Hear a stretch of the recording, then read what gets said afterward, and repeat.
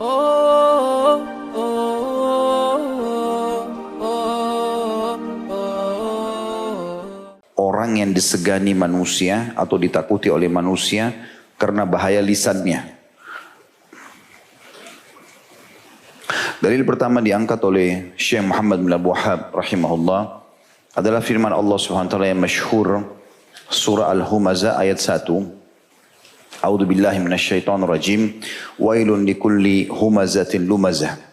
Sudah sering kita sampaikan tafsirnya surah ini, tapi kita ingatkan kembali, wailun artinya kecelakaan, kehancuran, kebinasaan, penyiksaan, penghinaan, semua makna yang menuju kepada hal tersebut termasuk lembah di api neraka untuk setiap dan semua pengumpat dan juga pencelah. Tapi kalau kita lihat makna tafsir dari ulama tafsir, humaza alladhi ya'ibun nasu biqaulihi, orang yang sibuk mencontohkan, menceritakan, mencaci maki orang dengan lisannya, dan lumaza adalah orang yang mengolok-olok orang lain dengan sikap atau perilakunya.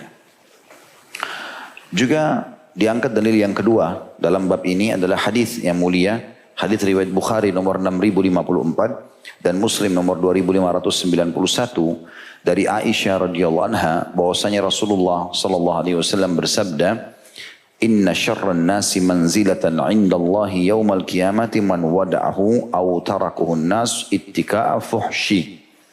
Sesungguhnya manusia yang paling jelek kedudukannya di sisi Allah pada hari kiamat nanti adalah orang yang ditinggalkan manusia karena takut perkataannya yang keji.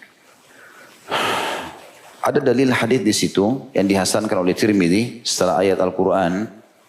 Putnot nomor 52, riwayat Tirmidzi nomor 1877 dan Syekh Albani menyebutkan dalam Sahihul Jami' nomor 5381. Hadis dari Ibnu Mas'ud radhiyallahu anhu secara marfu, "Laisal mu'minu bit-ta'ani walal la'ani walal fahishi walal fahishi walal badhi."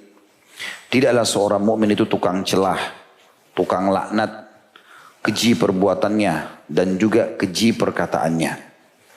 Jadi hadis ini tadi menguatkan apa yang disebutkan dari hadis sebelumnya. Jadi ternyata rincian daripada orang yang buruk di sisi Allah pada hari kiamat adalah orang yang dijauhi oleh orang lain karena bahaya lisannya. Penjelasan bahaya lisan disebutkan dalam 4 hal di sini, dalam hadis ini. Tidaklah orang mukmin itu menjadi tukang celah. Selalu yang dicari matanya melihat ya, kekurangan orang. Kalau dia lihat orang pakai baju, matanya tertuju kepada kekurangan baju itu. Sepatu, orang jalan, ya, orang berkendaraan, rumah orang, apa saja. Ada orang menjadikan itu sifat dia. Selalu saja kalau dia lihat sesuatu, celah kekurangannya apa nih? Dia bukan melihat sisi positifnya. Beda kalau itu produk kita sendiri. Tapi kalau orang lain bukan tugas kita masalah itu. Selama bukan pelanggaran agama biarkan saja. Kenapa orang ini pakai baju abu-abu, kenapa ini pakai biru, kenapa pakai baju hijau, itu urusan dia. Selama bukan pelanggaran agama. Tapi ada orang sengaja mencari kira-kira apa nih kekurangan orang lain. Terbukti setiap kali ketemu pasti sorotannya tajam.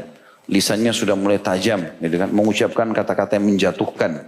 Itu makna tukang celah.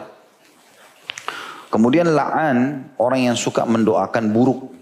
Ya, atau berkata kata-kata yang buruk.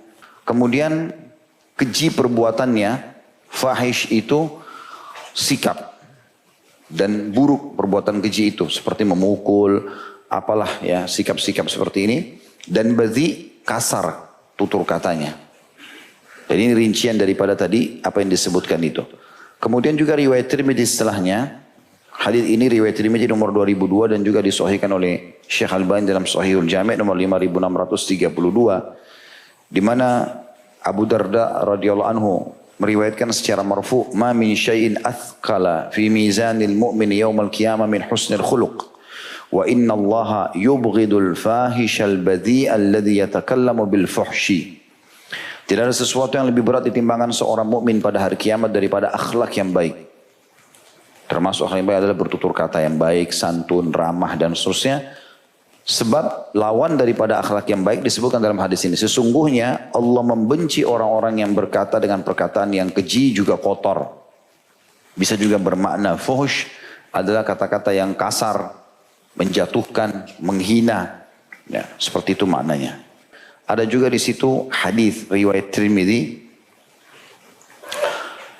dan dia menghasankannya dari Ibnu Mas'ud radhiyallahu anhu, riwayat Tirmidzi di nomor 2488 dan disahihkan oleh Albani dalam Sahihul Jami' nomor 2906. Disebutkan dari Ibnu Mas'ud radhiyallahu anhu secara marfu, ala ukhbirukum biman yuharramu 'alan nari aw biman tuharramu 'alaihi an-nar.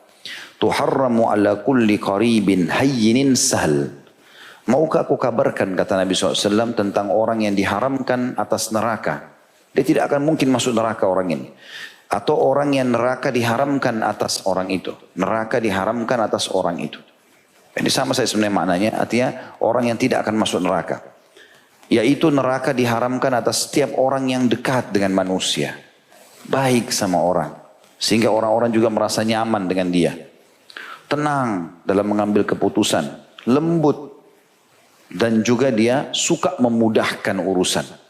Di sini terjemahan gampangan sebenarnya sih lebih baik diganti ya. Karena gampangan bisa ada bermakna negatif. Tapi kalau kita mengatakan dia memudahkan segala urusan itu lebih tepat terjemahannya. Karena kalimat sahal itu artinya memudahkan atau termudahkan. Ya. Di sini kita lihat hadis ini merincikan tentang lawan daripada apa yang tadi disebutkan. Lawan daripada berkata kotor, ya, lawan daripada mencelah, menjatuhkan orang dan segala macam. Maka lawannya adalah orang yang justru menjaga tutur kata yang santun, ramah. Ya, kemudian dia akan diharamkan dari api neraka, itu yang dia dapatkan.